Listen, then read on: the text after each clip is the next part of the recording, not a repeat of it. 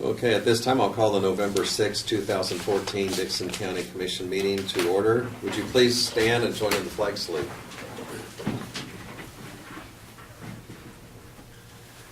I Pledge allegiance to the flag of the United States of America and to the republic for which it stands, one nation, under God, indivisible, with liberty and justice for all.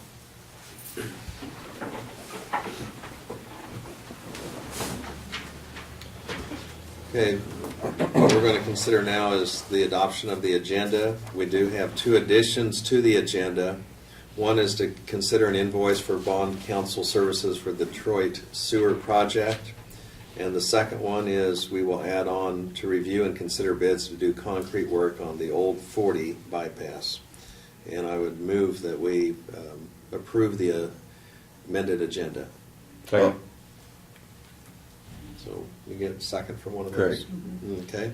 We have the motion and the second for the approval of the amended agenda. All in favor say aye. Aye. Opposed? Motion carries. The consent agenda includes the minutes of October 30th work session and the regular meeting. Also the payroll of $243,583.41 and fund expenditures of $139,351.76. I move we approve the consent agenda. Second. We have the motion and the second for approval of the consent agenda. Any discussion? All in favor say aye. Aye. Opposed? Motion carries. Craig, we'll go ahead and start with our commissioner comments, and you might include that tour that we're invited to Monday. Oh, okay, yeah. Yesterday I cover crop tour out at Tim Sanders and John Betts Farm, South Chapman.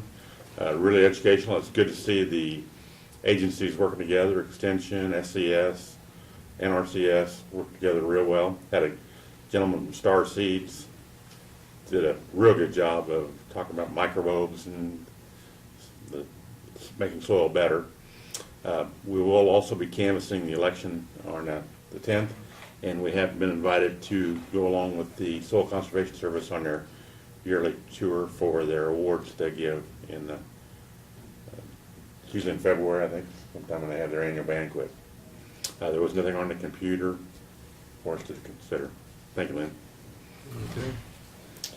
Yeah, I had planned on going to that tour yesterday, but I got drafted by my wife to work at the food pantry. There are some ladies out with health reasons, and she's short of help, so I'm kind of the last resort there. Are they getting restocked a little bit? They They've been really short. They really have. There's been a lot of donations this last month, and also they got their federal food commodities in, and so they are distributing them also. So that makes a busy place when they have those also to distribute. I would like to, I guess, thank the voters for giving me another 4-year term on the commission, and like I say, I did not have an opponent, so I didn't really go out and spend any money advertising, but I do appreciate their vote. And also we're canvassing Bundy, but we do feel like that the sales tax for our road and bridge has passed. We've got a few provisional balance that we will be adding to those totals on Monday, but anyway, the ones that did support that, like I say, we're glad that they had faith that we will use the money appropriately, and I feel like we'll be able to do some projects before they get too bad, and actually we'll be saving money in the long run by being able to do some of these repairs on bridges and overlays on roads, so that we will not have a higher expense later on if we ignore that problem and not get it done now. So I think it will be a wise investment for them, and we will, like I say, try to use that money wisely on our roads and bridges. Okay, thank you, Laverne. I also want to express thanks to the voters. It's not official yet until after the canvassing, but the sales tax issue for roads and bridges did have a winning margin. I had numerous people mention to me that they just thought infrastructure is important, and that was something that they just thought it sounded like wise use of taxpayer dollars to address some of those issues. And so anyway, I appreciate the efforts there. And there was quite a voter turnout. And Barb, I was going to have you just kind of make some comments just briefly about the voter turnout if the train doesn't drown us out or drown you out. We had a 50% turnout for the election, which was pretty good. We have, for you guys to consider on Monday, 188 provisional ballots. And people have to do provisional ballots if they move and have not re-registered or change their name. A lot of people just kind of automatically assume that they're changed when they go get their driver's license. I received an email this morning stating that they don't always go through. This is from the state. They don't always go through. So if people do re-register when they get their driver's license, they need to follow up with our office and even just come from that office next door to our office and just re-register right then. Because there's glitches in the system and they don't always pull over. And so people need to follow up with that and not wait till election day to say, well, I did that 2 months ago. So they kind of need to, like I say, just follow up on that. Yeah, voting's a privilege, not a right. Well, on the canvassing now, you'll notify the paper, or give public notice, because the county commission will meet on Monday morning. It's been in the paper. It was in the paper. Okay, Yes. and it's really a standard procedural thing. And based on the past, there are some of the provisional ballots that for the determination will be made that they will count. And so I don't know that any of the races are so close that it would change the outcome, but anyway, and there'll be probably a number of ballots, for specific reasons that will go unaccounted or Right. not counted. If they weren't registered before in our county and moved from another county or another state and just didn't get registered, those probably will not count. But if they were registered in Dickinson County and just moved within the county, those will count. If they didn't fill out the form correctly, might not count. So. And I certainly appreciate the work that you do and the others, because I know it's a very, very busy day, and then after all the ballots start to arrive here at 7 o'clock, how late do you end up working that evening to get everything counted? It goes pretty fast with the counting of the machine. What takes time is all the write-ins. Once the machine has run the ballots through, it actually stops if there's a write-in. Or if there's something, if the ballot didn't get marked just right, there's a mark where it shouldn't be, it will kick it out. And those ballots come back here to the counting board, and they have to tally them in a counting book, which you guys will look at on Monday. So there will be some write-ins for you to just approve of, make sure they got it carried over correctly and that both books agree. Very good. Are there any other comments from the commission or? You mind? Staff. KFC meeting next week. Yeah. Okay, yes, the Kansas Association of Counties will have their annual meeting, and all three of us, as commissioners, and Brad will be in attendance to that, and it's going to be November 12th through the 14th. And it seems like they've got some pretty good speakers lined up.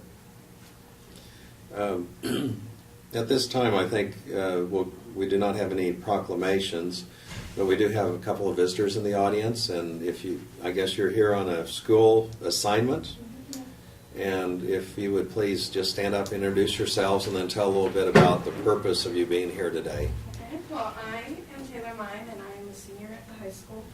And this is for our government project, and what we have to do is just take notes on some issues and kind of just explain why the issue is important to our community and stuff like that. Okay. I'm Kelsey Stokesbury, and I'm doing the same project as her. Okay. So what question would you like to ask us? Well, I think I got most of it written down, but Me too. We haven't talked about anything yet.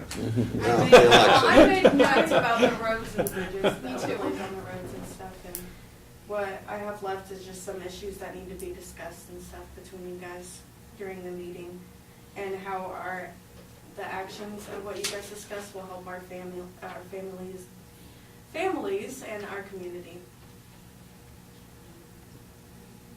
Do you want to address any of that, Craig? Oh, yeah, To I give do. them an answer, or? Well, no, I appreciate being here, because if you don't be involved, you can't have any, you gotta have the input. So, what specifically would you like to ask, Laverne? I don't really Well- have any specific questions. Well, what's your impression of what the county commission does? Of what the county Yeah. commission does? Well, I'm all for getting the roads and overlays fixed now, like what you were saying, and instead of having to worry about higher payments later, and plus my car is not very good with damaged roads, so I'm all for that.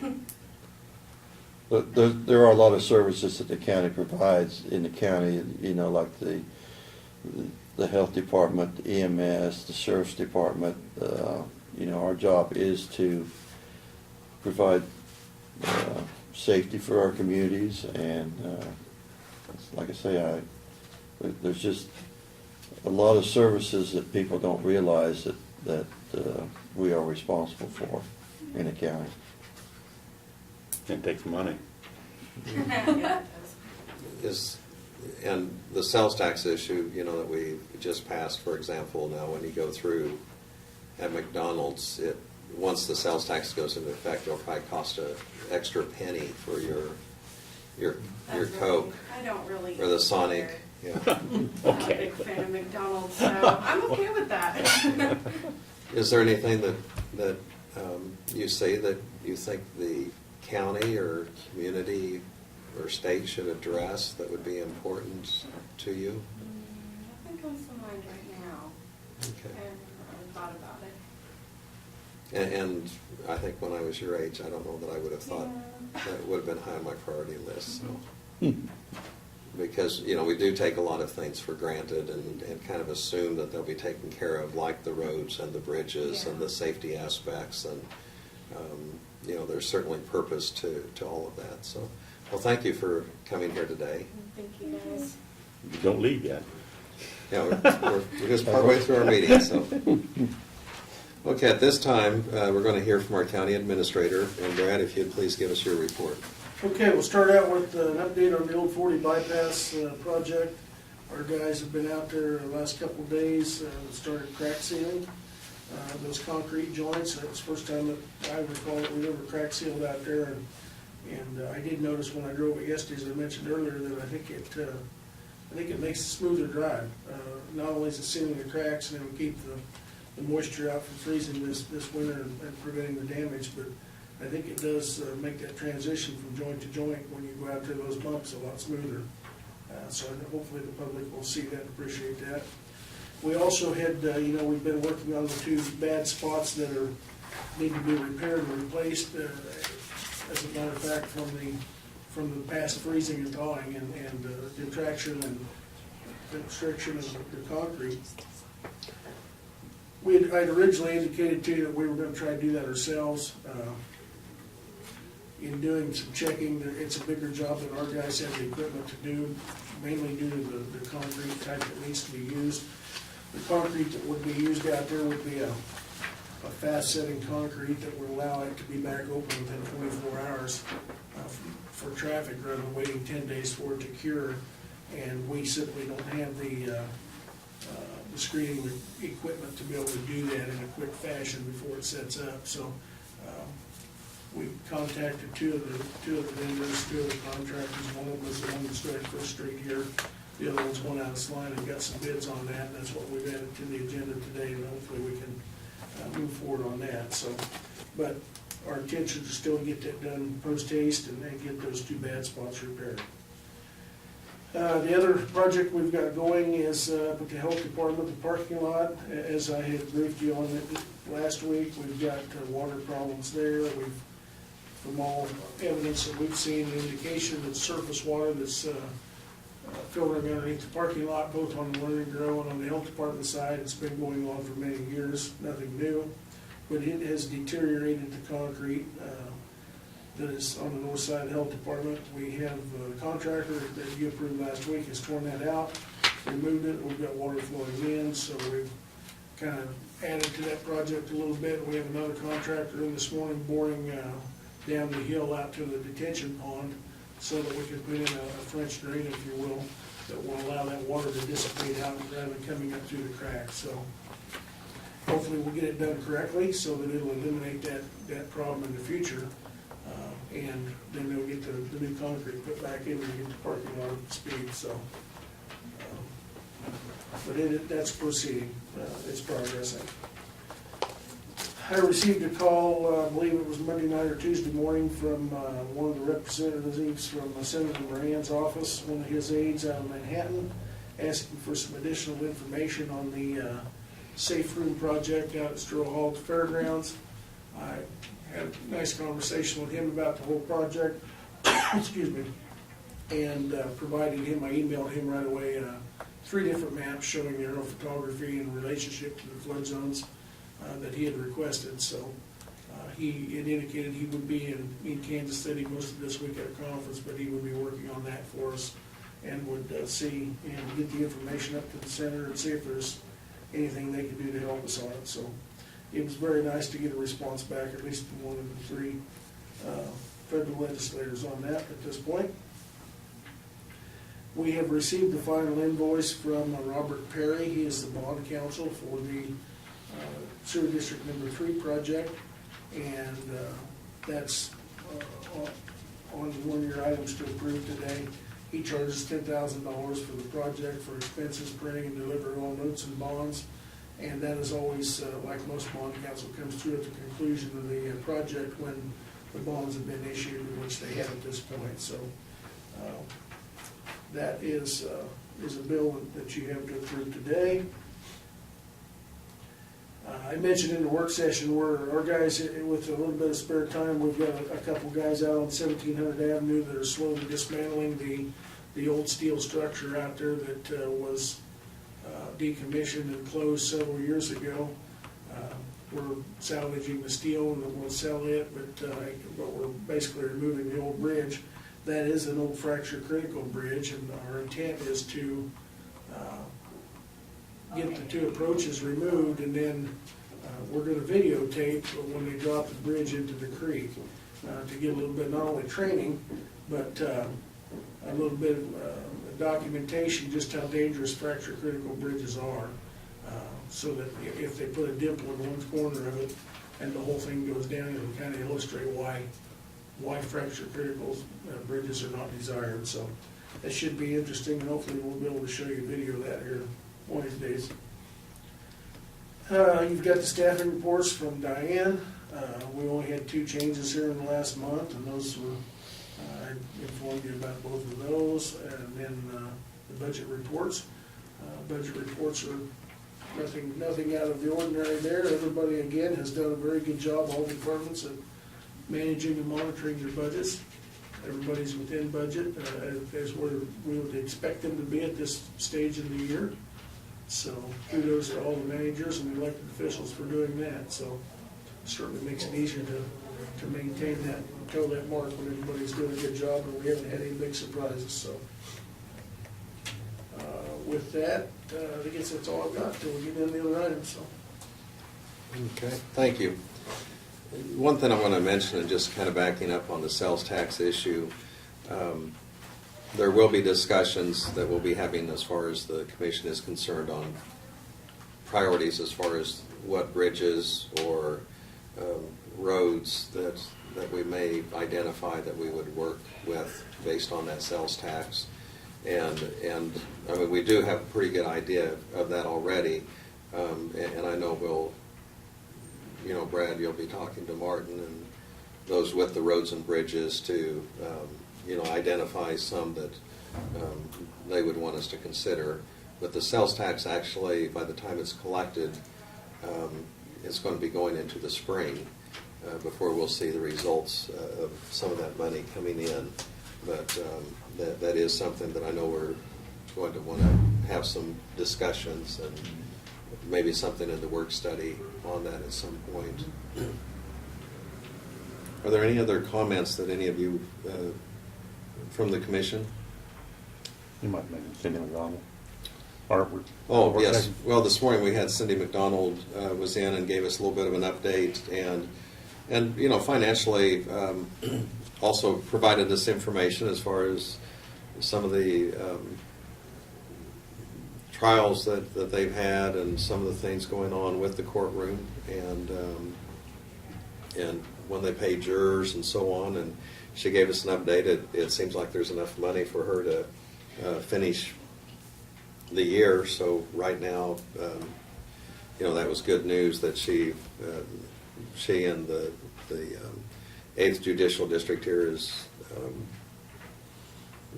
is working on their budget and have adequate funding for their budget for the rest of the year, barring the unforeseen. So, okay. At this time, we'll go to notices and communications that we have received. And I did have some mailings here and some information. We received this, and I think it's just they're keeping their name out there. George K. Baum and Company, they're investment bankers, and they've just told about one of the last, they're in Ottawa County, Kansas. They're doing a project, but the financing was 2.85%, and had a list of some of the cities that they're doing work in and counties. Also, just as a matter of information from the Kansas Department of Health and Environment, KDHE does provide us notice anytime there is anything going on in our county as well as other counties throughout the state. And the one in particular addressed to us was for the Abilene Water Treatment Plant, and they're just having a reissuance of the existing water pollution controls and a permit to discharge wastewater from a public water supply system. And so we'll have that notice out there. We had a letter, and this is from Senator Jerry Moran's office, and just some correspondence, and this is a follow-up on what Brad had mentioned in his report. We had been visiting with them in regards to having a shelter out there at Sturl Hall, and the FEMA regulations were just, it seemed unreasonable. And so we did notify and send letters to the senators and Moran and Roberts, and also Congressman Huelskamp. Senator Jerry Moran's office has sent us, and they refer to this a request for assistance, and basically what they're wanting us is to provide them with some information, which Brad is going to be doing, but also just authorizing them to offer us assistance on a matter involving the federal government. And so this kind of gives them the authorization that they are working on our behalf.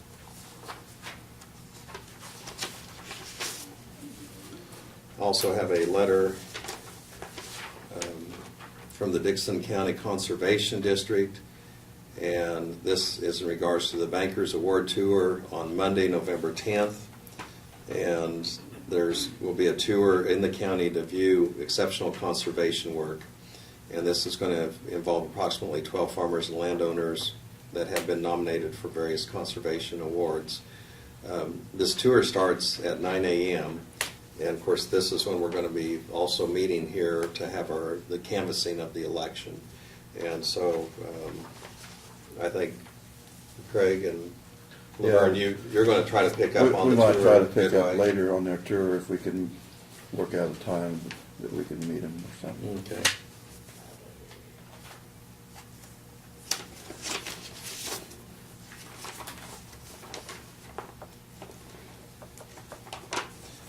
This is just housekeeping matter as far as it's from the Business and Community Development. It's on the county's CAN-STEP program that we're participating on the Navarre project. And whenever you have CDBG funds, we did receive a contract from Brian's Plumbing, and since it is a single source bid, we needed to notify them, and they've sent us a letter that they are providing us a waiver, even though there was only one bid, based on the fact that we did make this available to various people and notified various plumbing contractors. And it just so happens we only had one bid. This is from a national seminar meeting and just giving us opportunity, if any of us would want to attend a meeting coming up in Wichita or Topeka on national training. I did have one other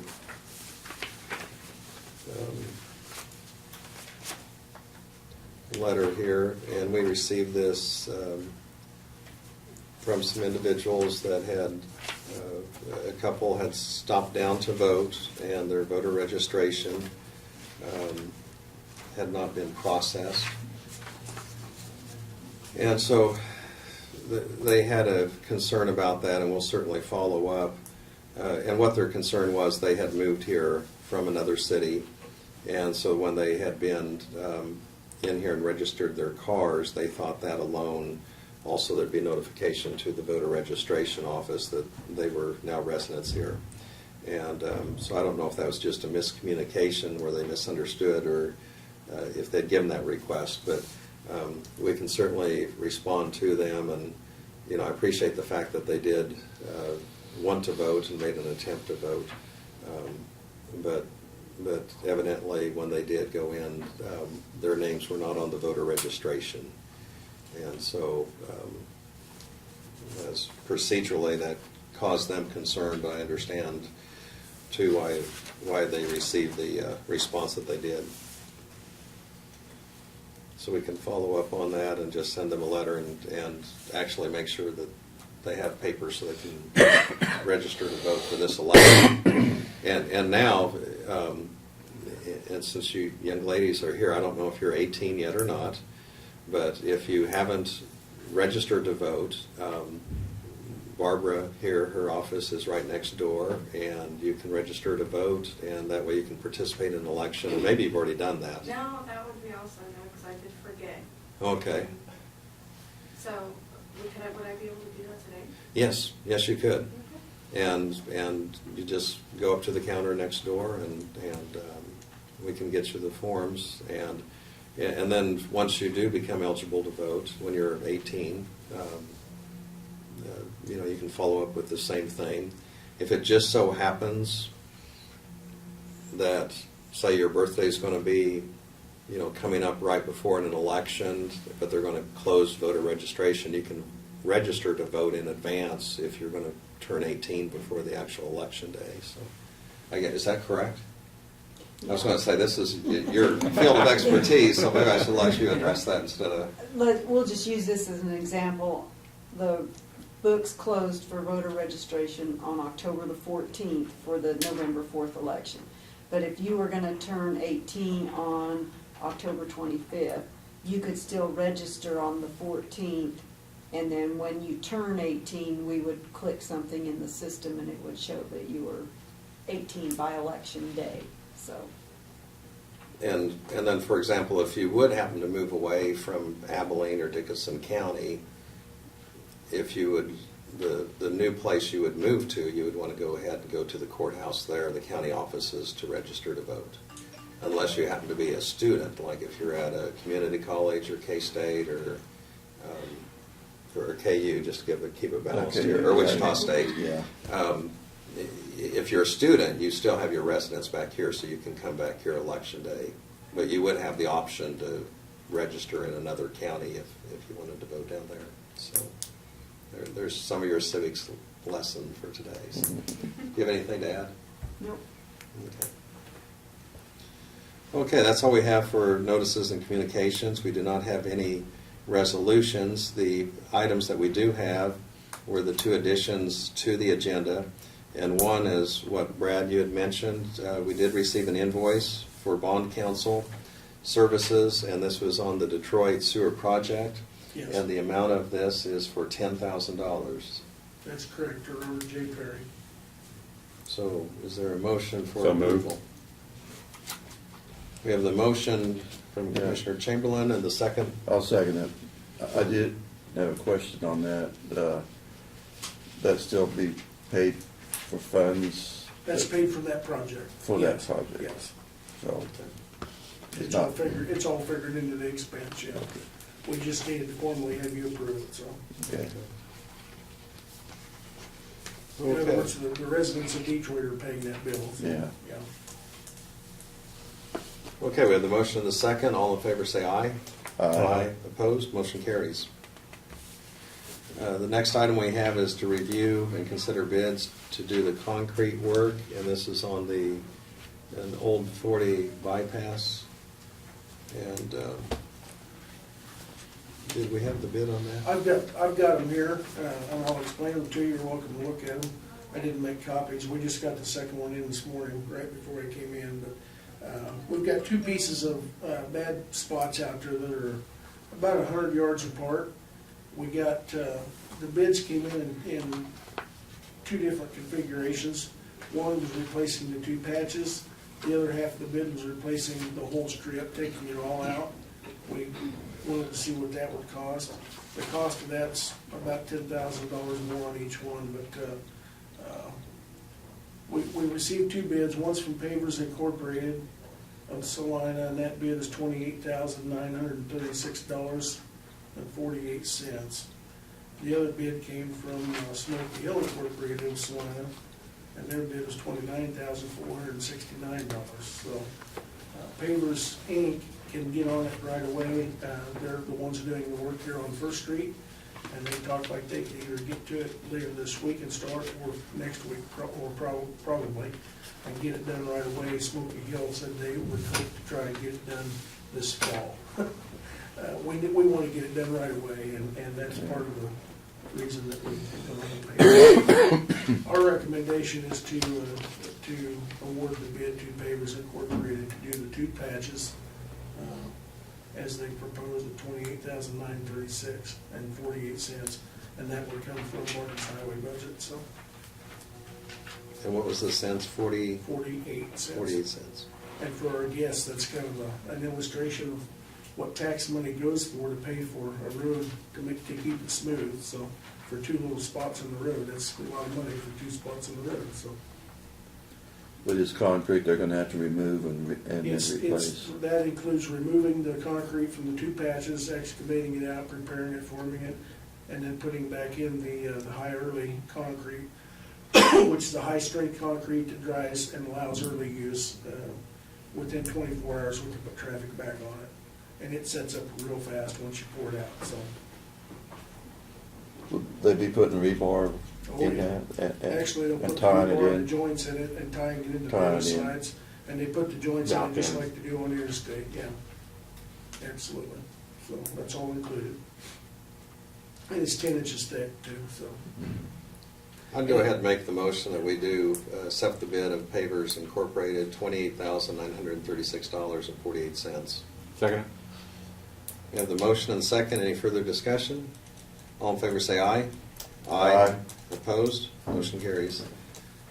We do not have any other business, so is there a motion for adjournment? I move we adjourn. We have the motion for adjournment from Commissioner Myers. I'll give the second. All in favor say aye. Aye. Opposed? Motion carries. We're adjourned.